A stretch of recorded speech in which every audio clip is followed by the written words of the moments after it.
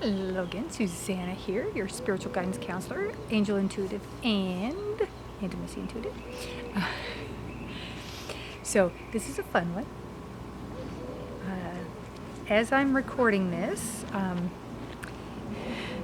it's July 2019, and so this month we're having 2 new moons and a full moon with a lunar eclipse, and two eclipses, the first new moon and the full moon. Hi, baby. And Lucy's here with us.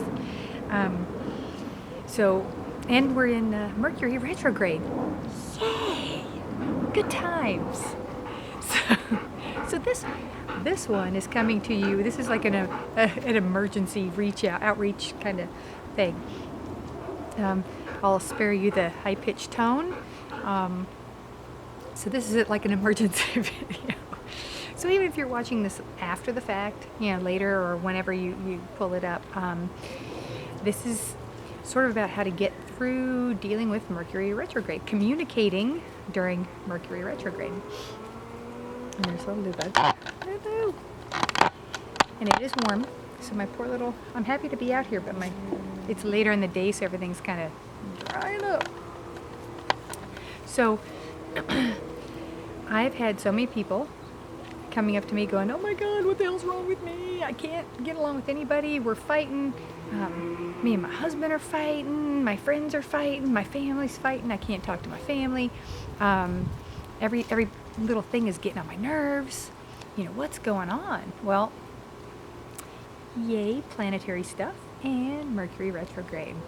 And that's one that I myself forget about because I don't think about it. I just go with it. I'm one of these people, just go with the flow. I'm a Pisces, so I just kind of try to let things roll off, but I am human. Yay. And I'm getting older, so I do have some hormonal issues occasionally. And the retrograde does not help. And when I'm recording, as I'm recording this, it's the next to last week in the month of July of 2019. So lots and lots of people, I lost count, and myself included, having some outbursts and some weirdness and wanting to shut down, and reminding myself I just got to work through it. Well, for those of you who know, you can always do more research on Mercury retrograde and understanding that and communicating. And there's little Bruce hanging out too. Everybody wants to be a part of this one, right? So the whole concept of Mercury retrograde, when it starts to, it doesn't actually go backwards, but it slows so that it feels like it's going backwards. And so it's actually a time of reflection. We're supposed to take this time and slow down and not push ourselves, because we silly humans, we like to push and push and push and do more and more all the time. And we forget to rest, and we forget to take time for ourselves. And things start to build. So when it rolls around, which it does a couple times a year, I don't know, look that up, I'm not real positive. It's time for us to slow down, go within, maybe spend some time by ourselves, have some quiet time, more meditative time, and it's for self-reflection and for relaxing and recharging, so that we can be our crazy human selves, pushing ourselves. So most of you will know that, or you probably heard, you don't sign contracts during Mercury retrograde. You don't make any promises. Wouldn't recommend people getting married during Mercury retrograde. Well, maybe I guess you could get married, but don't propose during that time, because you want to make sure you really want to do it. So the little reminder is that, and why it's important, it's like, even if you're not into astrology and into all that kind of stuff, the planetary things, scientifically, there is a shift in the energies. And, even if you're not into this new agey stuff and you came across this video by divine happenstance, scientifically, the moon pulls the tides. So that's kind of a scientific fact. So the planetary energy is similar. You can research and find more stuff. And I can get you the info if you would like. But it does shift our energy, and because we're made out of water, and it does affect the planet and the energy of the universe, the entire universe, not just the Earth. We feel that, and those of us who are more sensitive, and those of you who are empaths and hypersensitive to the emotions of others, you really need to keep up and be aware, because when it starts affecting us, we think, oh my gosh, what's wrong with me? Why am I so edgy? Why am I so angry? Is it someone around me? Because usually as an empath, you think it's somebody else's stuff. But when it's not, or when it seems like everybody's going crazy and you don't know which one is whose energy you're picking up on, check the calendar. Oh, it's Mercury retrograde. And try to reel it in. If you can take more time for yourself, do that. And one thing I forget is, think before you speak. We have these things that the energies build up, and then all these things want to just dump. We want to dump on the first person that pushes our buttons, or we're tired and we're edgy, and because energetically things just aren't, or we're just off, right? So we're not always in that control, but it's learning to take a deep breath and then get our thoughts in order before we let them out. I myself, I know when it happens to me, it's like my brain is saying one thing and something completely different spews out, and then I spend a few days apologizing, like, I don't know what that was.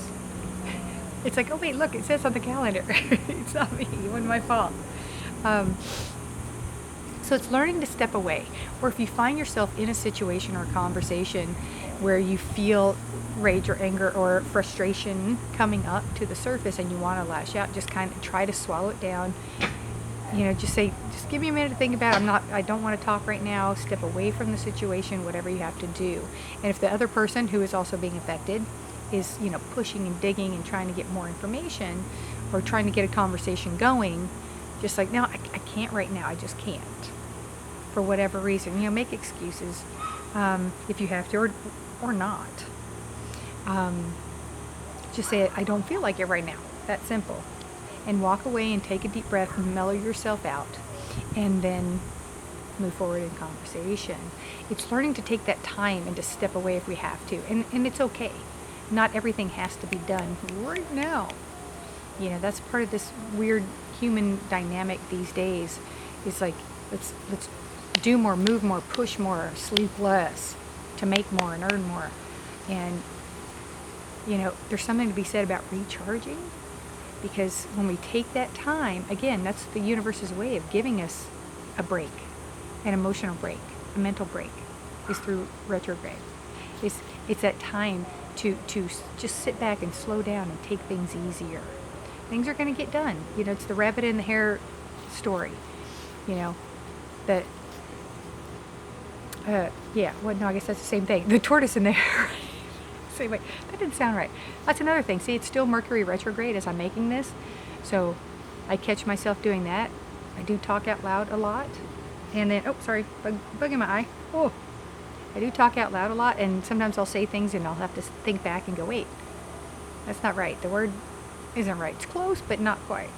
So the tortoise and the hare story. The tortoise still makes it in good time. The hare's like rushing around, getting there, and then falls asleep and misses out. So know that it is okay to take a break. Take a break every now and then. Kick back, relax.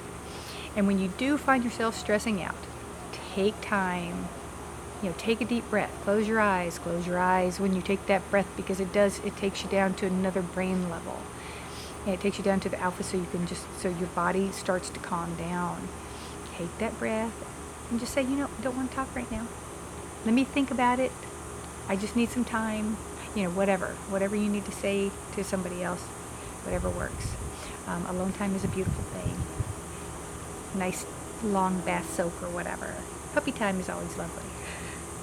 So think about that. Next time we're trapped in this Mercury retrograde, which will be coming up again sometime soon, I'm sure. Just take that time for you. Slow it down. Pull back. Go backwards. Just pull back a little bit. Go within and have a beautiful week.